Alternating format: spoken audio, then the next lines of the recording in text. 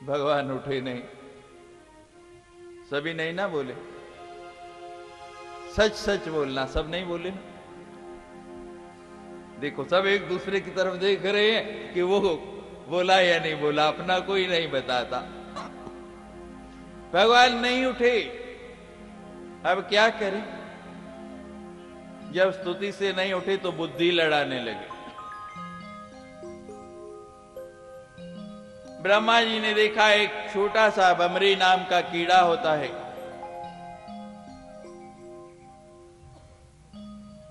वो वर्मी कीड़ा। वर्मी जानते हैं क्या होता है? दीमक। सुबह देखो ना इतनी सी, और शाम को देखो तो पूरी दीवार पे ही लाइनें नजर आती हैं, इतनी तेजी से बढ़ते हैं। वो छोटा सा वर्मी कीड़ा देखा, उस धनुष की डोरी पर चढ़ रहा है। ब्रह्मा जी कहते हैं अगर ये डोरी काट दे ना, धनुष सीधा हो जाएगा, भगवान उठ जाएंगे। ऐसे ये घंटे से लगा रखा था हमें कीर्तन करने को, सरल सा उपाय।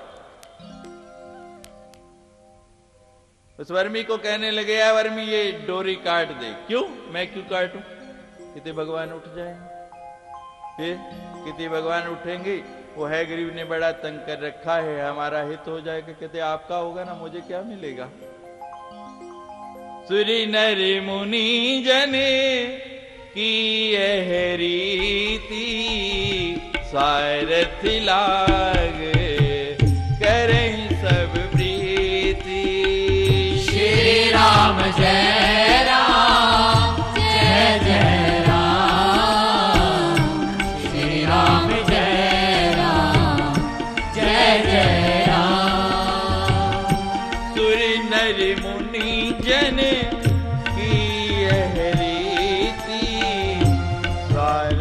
लागे करें सब प्रीति।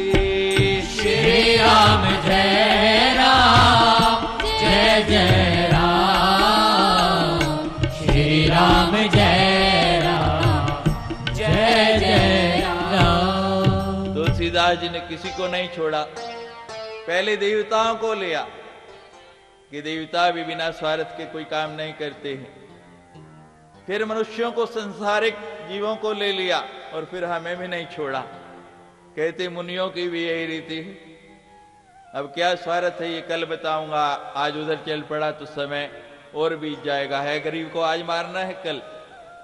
वैसे तो मधु कैटभ भी आज मारने थे। जो कथा का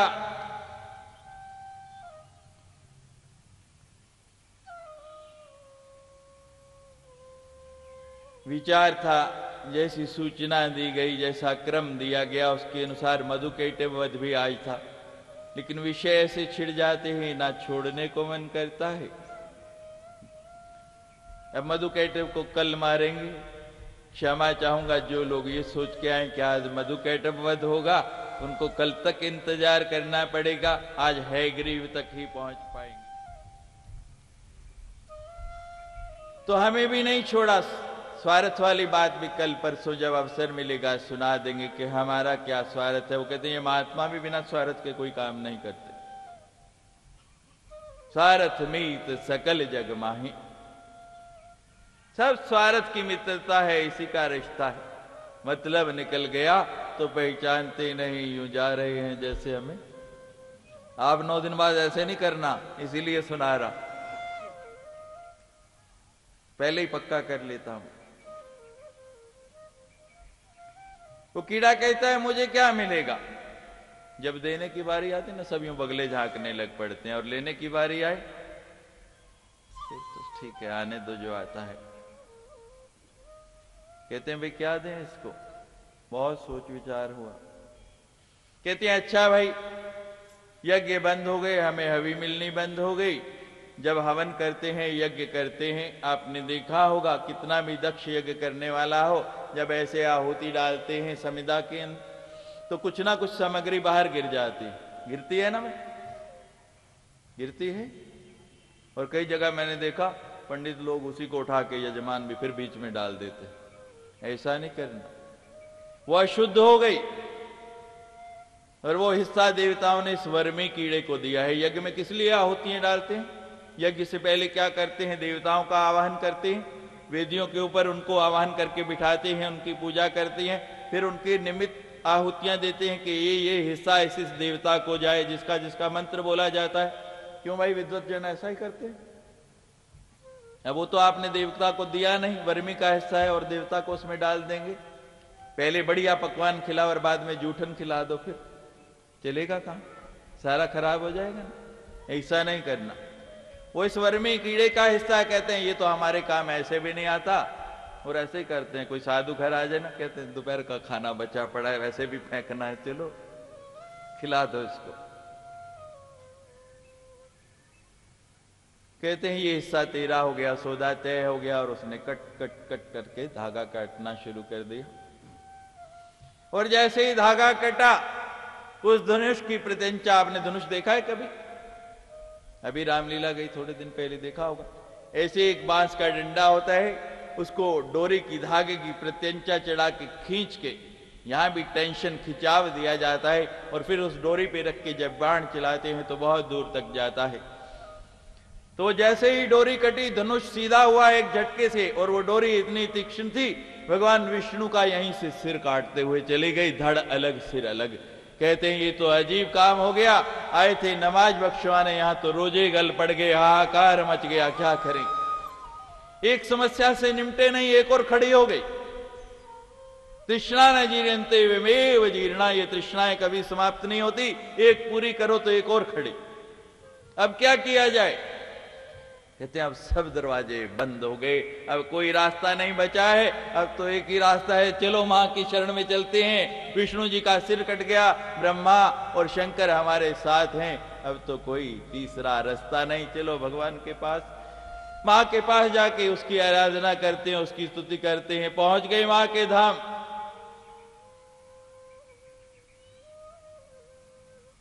कहते हैं चलो मां की स्तुति प्रारंभ करें, मां प्रसन्न होगी, वही हमारी रक्षा करेगी, सदा वही रक्षा करती आती है। और मां ने स्वयं वरदान दिया है कि जब जब आप पे विपत्ति आएगी तब तब मैं आके आपकी रक्षा करूंगी। लगे मां को पुकारने सभी देवता एक स्वर में, आजा आजा आमाया इन नैनो में बस जा मां।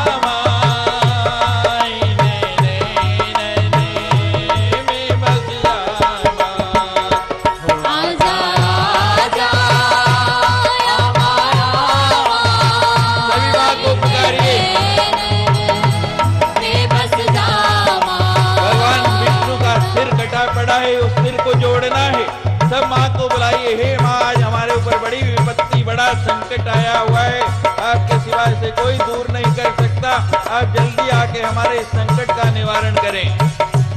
आजा आजा जा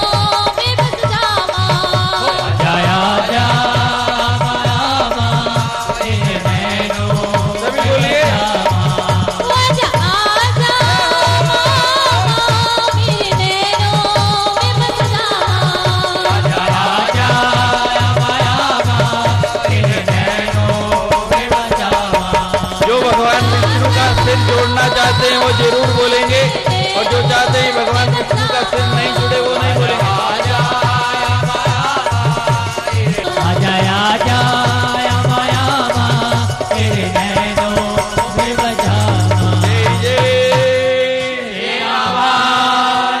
आवाहन किया, किस लिए मेरा आवाहन किया, क्यों मुझे याद किया?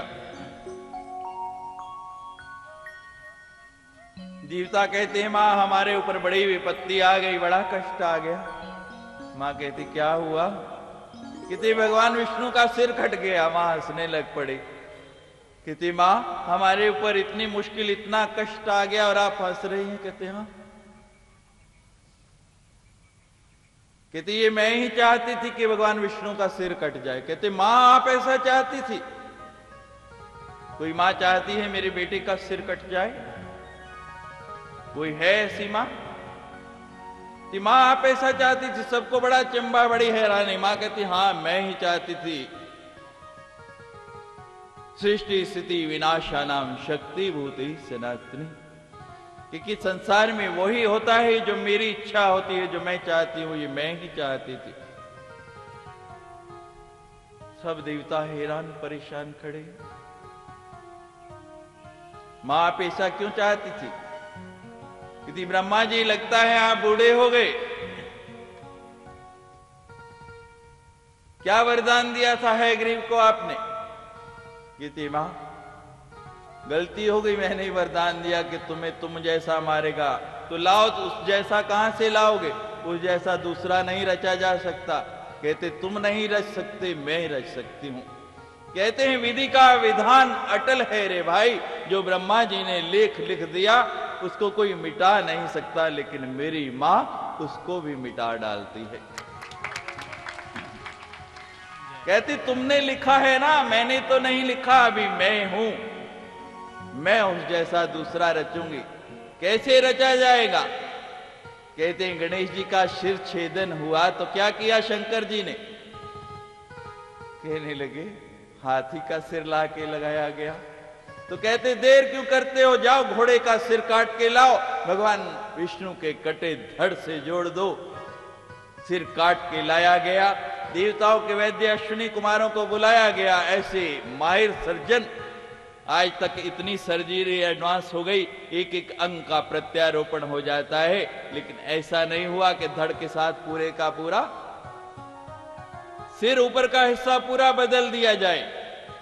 मैंने शुरू में ही कहा था कि हमारे पुराणों में सब कुछ है, उनकी सत्यता को स्वीकार करना है। और आप देखते रहना, ये अंग प्रत्यारोपण नया नहीं, एक दिन ऐसा भी आ जाएगा कि पूरे का पूरा शरीर सर्जरी से बदला जा सकेगा। और जैसे ही सिर लगाया अश्विनी कुमारों ने, वो एक